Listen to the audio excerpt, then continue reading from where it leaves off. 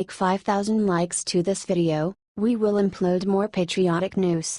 Thank you. Malia Obama just face planted in Chicago, what she does right after made jaws drop. Malia Obama was caught on camera dancing up a storm this Friday night. She rolled around and then did something a little twisted. The former first daughter was caught on video letting her hair down. She danced to the Killers song that was being performed at Lollapalooza in Chicago. Now watch the video obtained by TMZ. Malia's friend can be shown throwing herself to the ground as Obama's daughter pretends to play the drums, says Daily Mail. It's pretty awkward stuff. Footage then shows Malia taking turns to right and roll on the grass as she thrashes and looks like a dang fool. This isn't the first time that Malia has gotten in the headlines for her dancing. Malia Obama is an Ivy League student and will be starting her schooling at Harvard after finishing up an internship with Harvey Weinstein. Share this if you are glad that we have President Trump in the White House. Let's hope Malia Obama has a wonderful career and that her father is never seen near the White House again.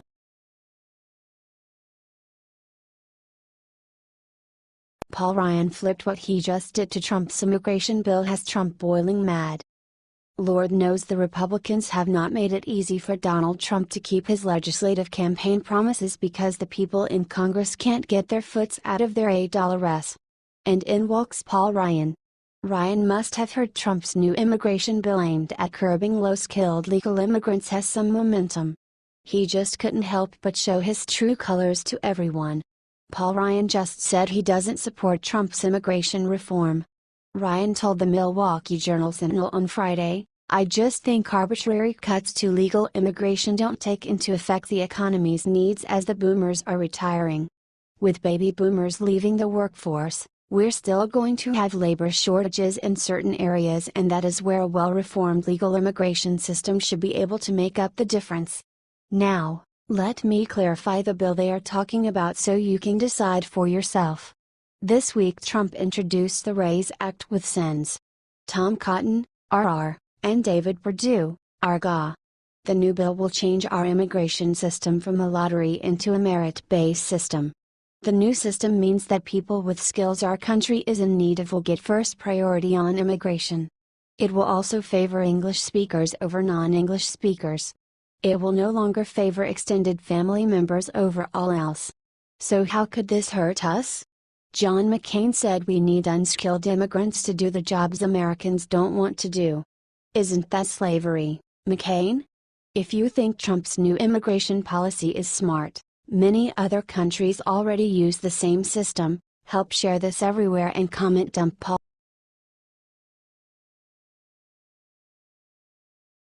We're back, baby. President Trump's latest announcement will have every American worker yelling hooray. President Trump promised during his campaign to bring manufacturing back to America, and he's just delivered another major win.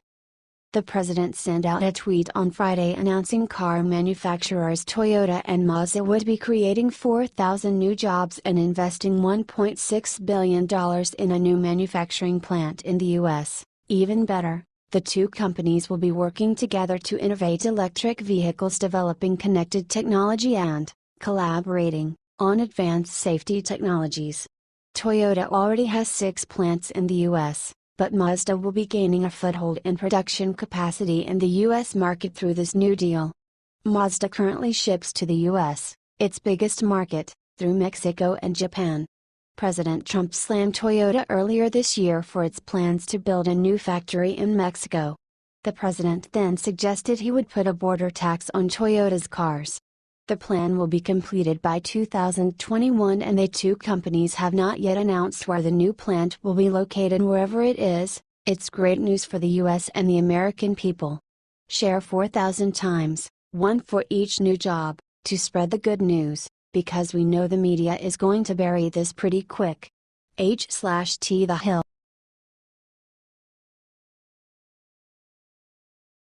Run and hide. Crazy Bernie tries creepy new maneuver to brainwash youth.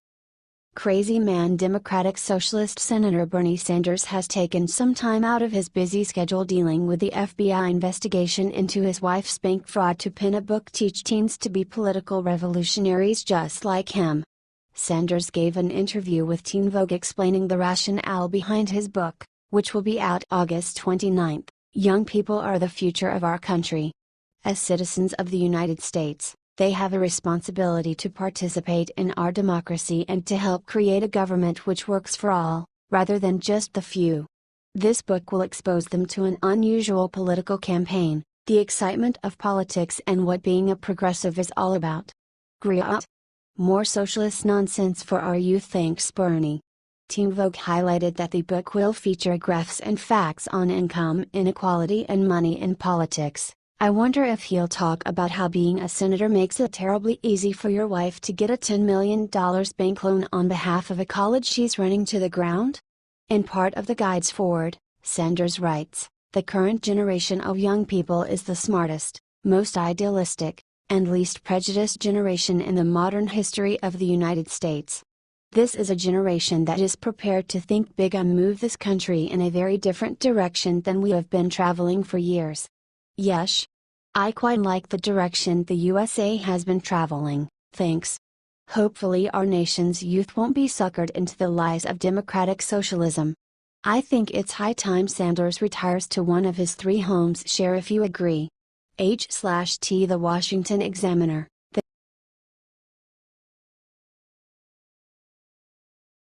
Final decision. What Trump just said about Jeff Sessions will seal his fate.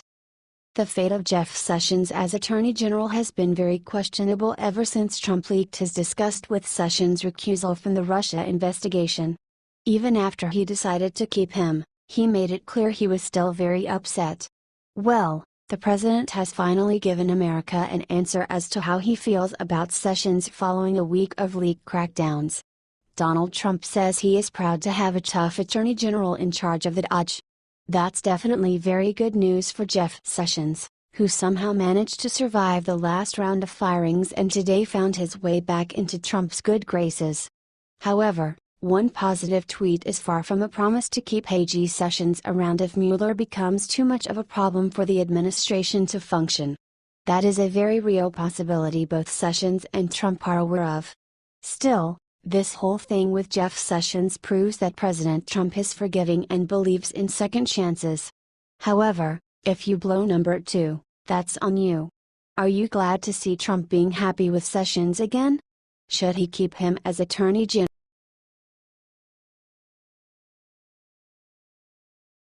McConnell just served Hillary some cold hard truth that will have her hanging her head in shame. Senate Majority Leader Mitch McConnell has had a rough couple of weeks trying and failing to repeal and replace Obamacare. However, GOP legislators, with pressure from President Trump, have vowed to come back and reform healthcare. In the meantime, McConnell tried to put a positive spin on a tenuous situation on Saturday during an interview with local radio station WFPL. McConnell said, "I choose not to dwell on situations where we come up a little bit short." Then he dropped the hammer, even on the night when we came up one vote short of our dream to repeal and replace Obamacare. Here's the first thing I thought about: feel better, Hillary Clinton could be president. Mitch McConnell has a lot of faults, but this time he totally nailed it. Republicans can get so caught up in what they haven't been doing that they forget conservatives have done a lot, and no matter what, it's a heck of a lot better than it would be if Hillary Clinton had won. The GOP is the best hope we got for getting health reform right with President Trump steering the party. We have a lot of reasons to hope our other political representatives will get this right. H/T